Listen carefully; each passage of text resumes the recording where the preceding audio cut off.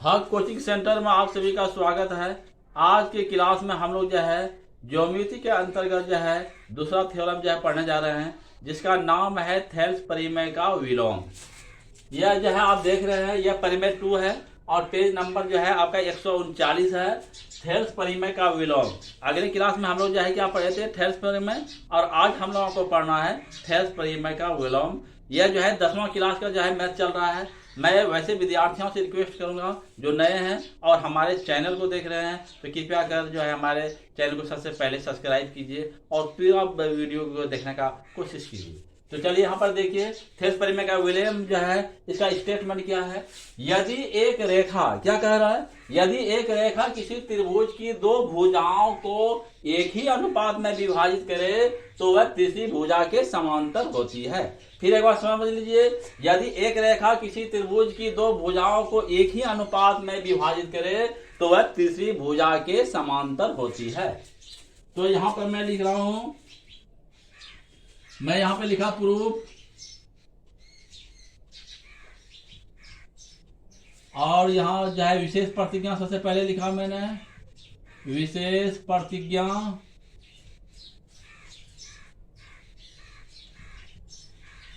यहां पर मैंने विशेष प्रतिज्ञा लिखा है। सबसे पहले हम ऐसा करते हैं, एक त्रिभुज बना रहा हूं। यह मैंने एक दो त्रिभुज बनाया, इसका नाम मैंने रख लिया ABC। ABC जो है आपका एक त्रिभुज है, जिसमें जो है हम ऐसा करते हैं, यह DE लिखा, यह DE जो है समांतर क्या है, BC है। यह हम लोगों को सिद्ध करना है।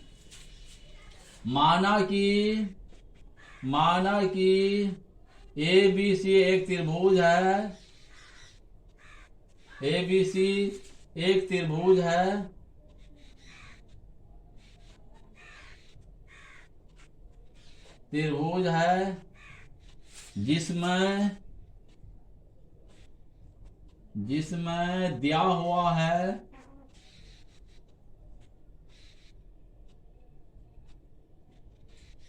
जिसमें दिया हुआ है क्या दिया हुआ है, यहां पर देखिए कि AD बटे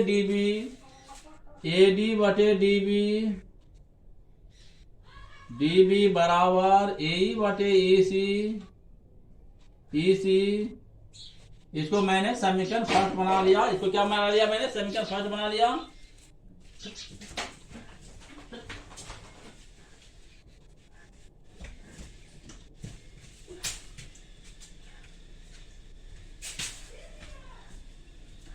हाँ, यहां पर देखिए, माना कि ABC एक त्रिभुज है जिसमें दिया हुआ है AD बटे DB बराबर AE बटे EC। देखिए, यदि एक रेखा किसी त्रिभुज की दो भुजाओं को एक ही अनुपात में विभाजित करे, अर्थात AD बटे DB बराबर AE बटे EC हो, इसको हमने समीकरण फर्स्ट बनाया। तो हमें सिद्ध करना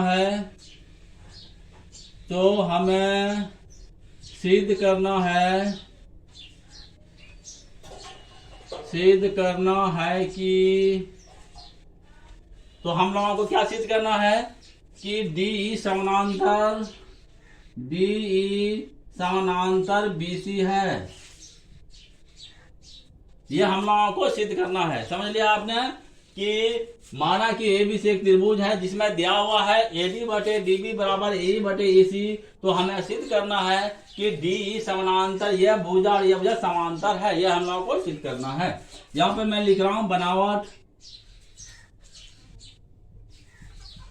बनावट में मैंने क्या किया, D से DM लंब भुजा AC पर डाला, और E से भी जो है EN जो लंब जो है आपका AB पर डाला। इस तरह मैंने जो है क्या किया, लंब डाला मैंने। साथ ही B को E से और D को C से मिला दिया। जिस तरह मैंने अगले थ्योरम में किया था उसी तरह यहाँ पर मैंने किया, और यह आपका 90 डिग्री होगा। यह आपका क्या होगा, तो आपका 90 डिग्री होगा। तो यहाँ पे लिखा D से DM लंब AC पर डाला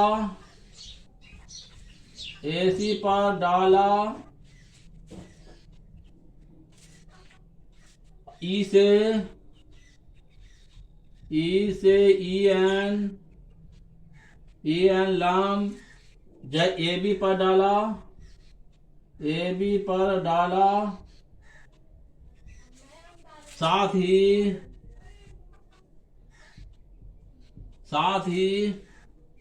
बी को ई से तथा सी को डी से मिलाया।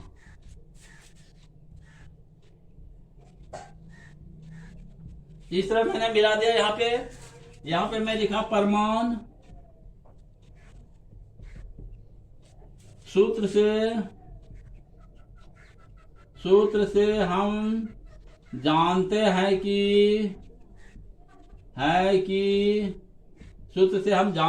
कि त्रिभुज का क्षेत्रफल बराबर 1/2 गुना आधार गुना ऊंचाई। यह जो है त्रिभुज का क्षेत्रफल क्या होता है? 1/2 गुना आधार गुना ऊंचाई होता है।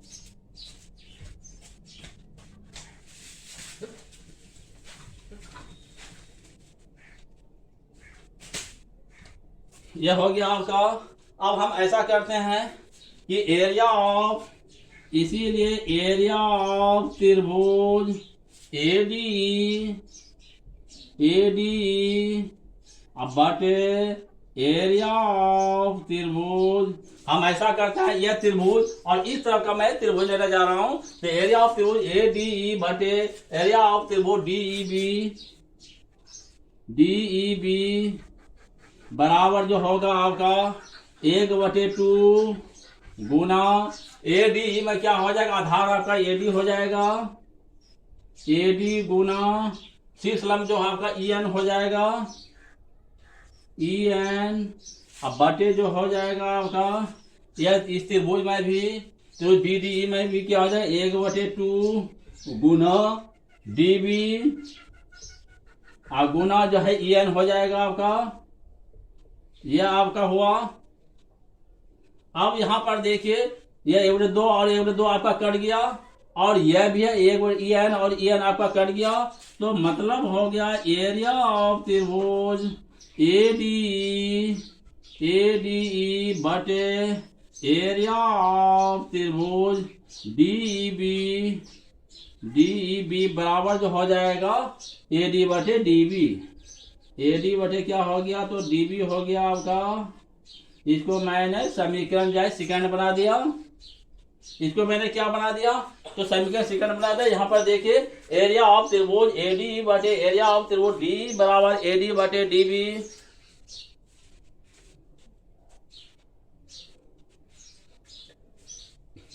यहाँ पर आपका यह कर रहा है, इसलिए मैं यहाँ पर लिखने जा रहा हूं। तो इम्प्लाइड क्या हो गया आपका? एरिया ऑफ त्रिभुज ADE बटे एरिया ऑफ त्रिभुज DEB बराबर जो हो गया AD बटे DB हो गया। इसको मैंने समीकरण सेकंड बना दिया। इसको क्या बना दिया मैंने? समीकरण सेकंड बना दिया। इसी प्रकार एरिया ऑफ त्रिभुज ADE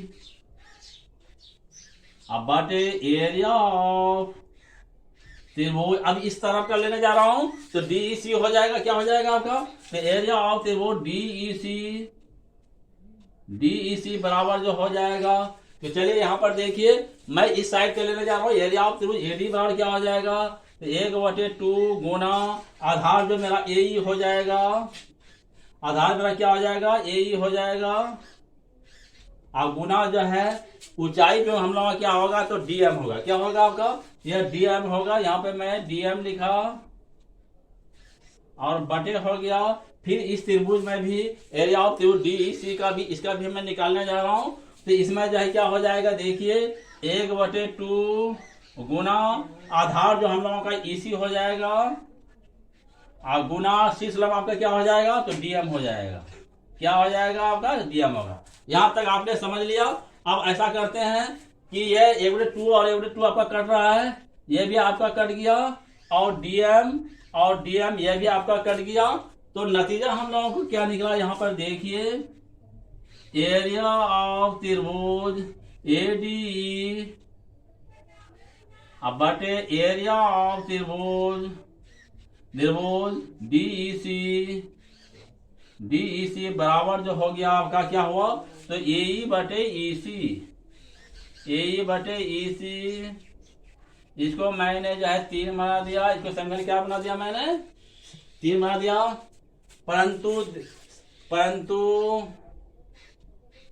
परंतु दिया हुआ है समीकरण फर्स्ट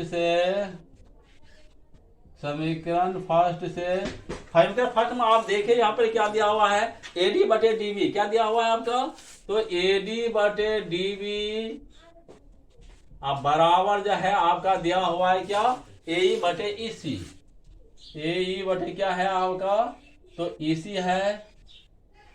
यह आपने समझ लिया। अब समीकरण सेकंड और थर्ड से भी आप देखिए कि AD बटे DB आप यहाँ पर देख सकते हैं कि AD बटे DB बराबर क्या है, तो एरिया ऑफ त्रिभुज, इसके जगह पे मैं लिख रहा हूं एरिया ऑफ त्रिभुज ADE अब बटे एरिया ऑफ त्रिभुज DEB हो गया आपका यहाँ पे। अब बराबर के यहाँ पर भी देखिए AE बटे EC बराबर, आप देखिए समीकरण थर्ड में भी देखिए एरिया ऑफ त्रिभुज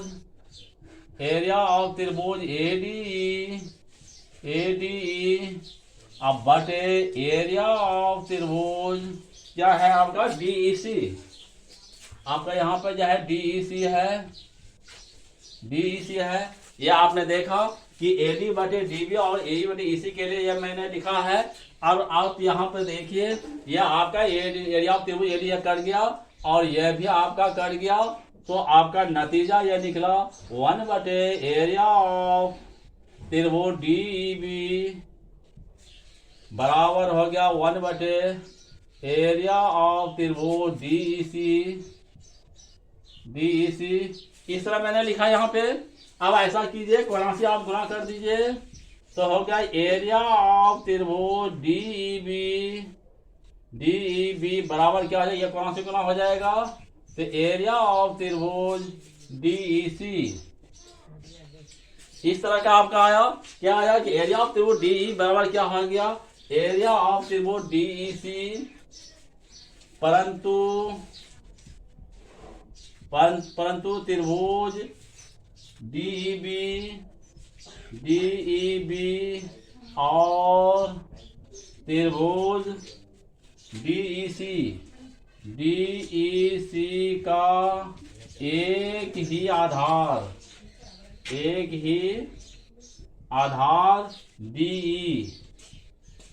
DE है। क्या लिखा, परंतु त्रिभुज DE और त्रिभुज DEC का एक ही आधार DE है।